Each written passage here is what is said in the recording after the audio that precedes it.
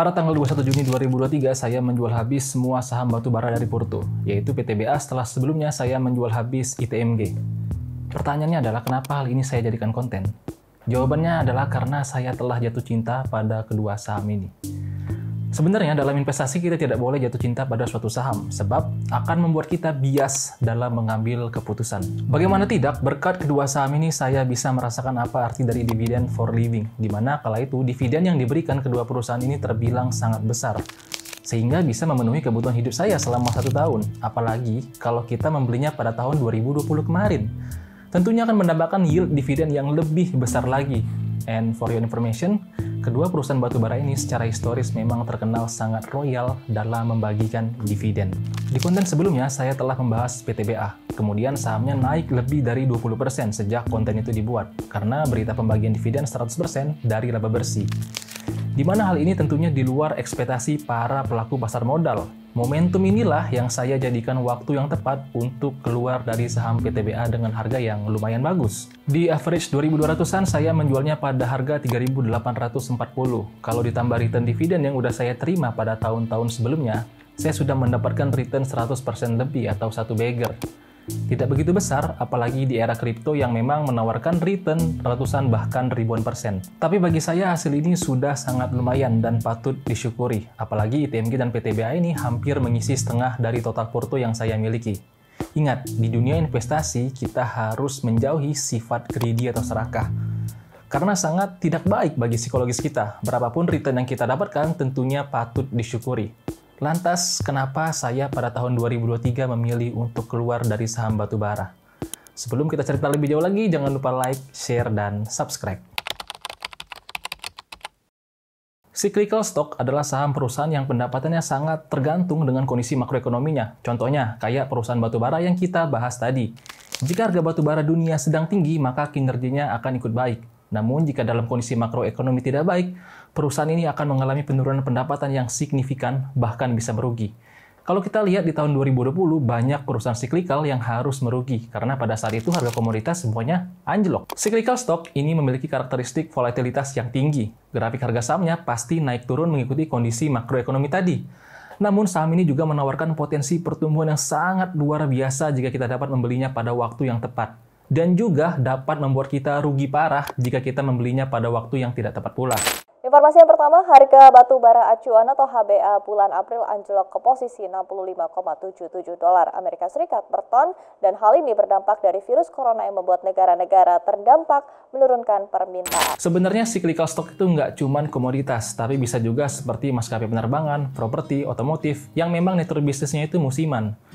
Kunci berinvestasi pada cyclical stock agak berbeda dari saham kebanyakan. Normalnya kita mencari price to earning ratio yang rendah untuk mengukur valuasi perusahaan yang ingin kita beli. Namun penggunaan rasio tersebut tidak berlaku ketika kita berinvestasi di cyclical stock, di mana pendapatannya memang tidak menentu tergantung kondisi makroekonominya. Justru, pada cyclical stock, PE yang rendah menandakan bahwa siklus akan segera berakhir, karena hal itu menunjukkan perusahaan sudah berada pada puncak kinerjanya. Di cyclical stock juga, kita tidak bisa terlalu lama berada pada perusahaan tersebut. Kalau sudah berada di puncak siklus, lebih bijak untuk keluar. Kecuali PTBA, di mana sejak IPO sudah memberikan return yang luar biasa pada investornya. Agak lain memang PTBA ini. Tapi ini dengan catatan, kalian udah punya PTBA sejak tahun 2005 ya. Secara teori memang begitu, saham cyclical tidak bisa di-hold lama-lama, namun fakta di lapangan memang sedikit unik. Contohnya PTBA yang telah menjelma menjadi wonderful company bagi investornya sejak IPO. Jadi pada intinya sesuaikan saja dengan manajemen risiko teman-teman, apakah ingin tetap stay cool atau buy cool. Karena investasi itu seni, setiap orang pasti memiliki pandangannya masing-masing. Sekarang kita akan membahas, apa saja alasan saya keluar dari batubara pada tahun 2023 ini. Alasan pertama adalah karena saya udah mulai nggak bisa tidur nyenyak. Maksudnya itu udah mulai gelisah dan pikiran udah mulai nggak tenang. Nggak nyaman lah pokoknya. Bagaimana tidak, porsi saya di batubara itu cukup besar di Porto. Naik turun harga sahamnya akan sangat mempengaruhi kinerja investasi saya. Berbeda dari perusahaan-perusahaan pada umumnya yang income-nya dapat diprediksi, perusahaan komoditas seperti batubaranya lebih sulit untuk diprediksi kinerjanya ke depan. Karena emang bersifat price taker. Harga sahamnya tidak bisa ditentukan semau mereka, tapi lebih ditentukan harga komoditas global yang bergantung pada supply dan demand. Kondisi makroekonomi secara global juga mempengaruhi kinerja perusahaan ini, seperti kekurangan supply coal di beberapa negara di belahan dunia, perang Rusia-Ukraina, quantitative easing, suku bunga, dan lain-lain turut mempengaruhi harga batubara yang naik gila-gilaan 2 tahun kemarin. Lantas bagaimana dengan 2023? Kita lanjut ke alasan kedua. Pada tahun 2020 kemarin, saat COVID-19, kebijakan lockdown mulai diberlakukan di beberapa negara. Berbagai aktivitas ekonomi dibuat mati suri, ekspor-impor tutup sehingga membuat berbagai harga komoditas berguguran karena tidak ada permintaan. Dengan tidak adanya aktivitas ekonomi, kegiatan produksi batubara pun dihentikan, sehingga pasokan suplai juga tidak begitu banyak. Lagian nggak ada yang mau beli juga kan? Akhirnya harga batubara pun merosot tajam pada saat itu. Pelan-pelan ekonomi mulai pulih. Beberapa negara di belahan dunia mulai kembali membuka aktivitas ekonomi. Ekspor-impor mulai jalan dan harga komoditas pun juga ikut naik seiring dengan berjalannya aktivitas ekonomi.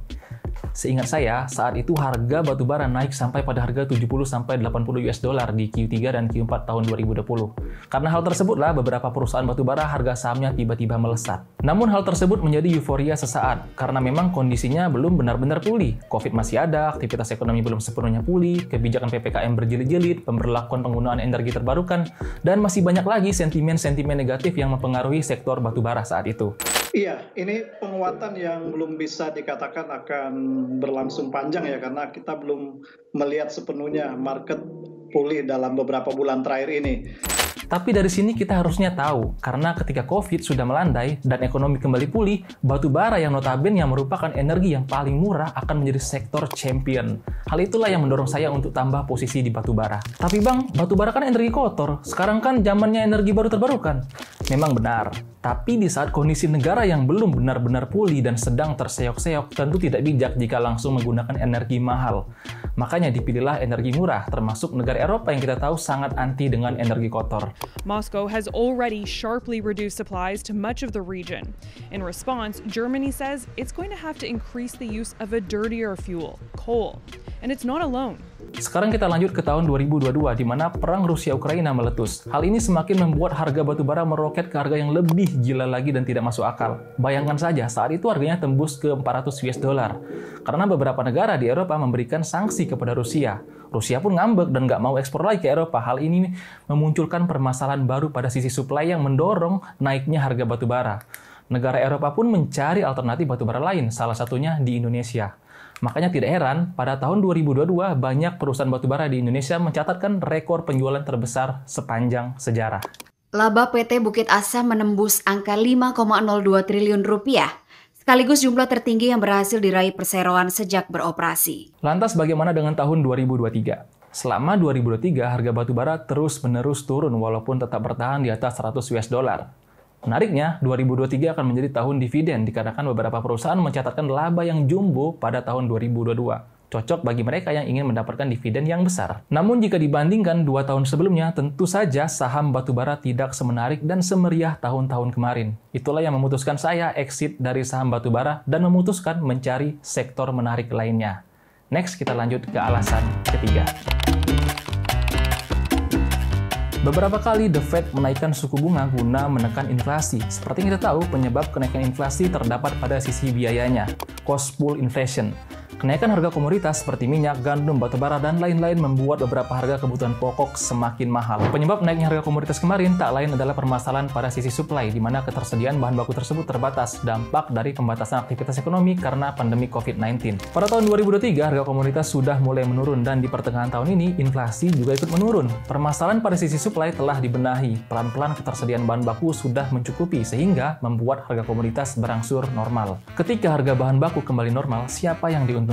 Banyak sekali, mulai dari masyarakat, sektor industri yang menggunakan bahan baku dari komoditas, sektor transportasi karena BBM tidak perlu naik lagi, sektor otomotif, properti, perusahaan retail, perbankan, pariwisata, dan tentu saja masih banyak lagi. Tak jarang, beberapa perusahaan juga telah menghasilkan kinerja yang lebih baik dari sebelum pandemi COVID-19. Tinggal kita pilih aja lebih seret ke sektor yang mana. Tugas kita sebagai investor adalah mencari perusahaan yang baik, prospek ke depan oke, dan tentu saja dengan valuasi yang murah. Jadi, apa saham jagoanmu? Baiklah, kita sudah berada di penghujung video. Tadi kita udah mengenal cyclical stock, teman-teman juga udah tahu alasan saya keluar dari batubara dan bagaimana dengan teman-teman sendiri. Tentunya tidak ada yang benar atau salah, karena setiap investor tentu memiliki pandangan dan jalannya sendiri. Sebab yang paling penting adalah keyakinan atau conviction atas apa yang kita udah beli atau miliki. Salah satu investor ternama pernah berkata, ketika kita berbeda dari kebanyakan orang, bukan berarti kita salah. Sekian dari saya, see you in the next content, bye-bye. Jangan lupa like, share, dan subscribe. Stay rasional.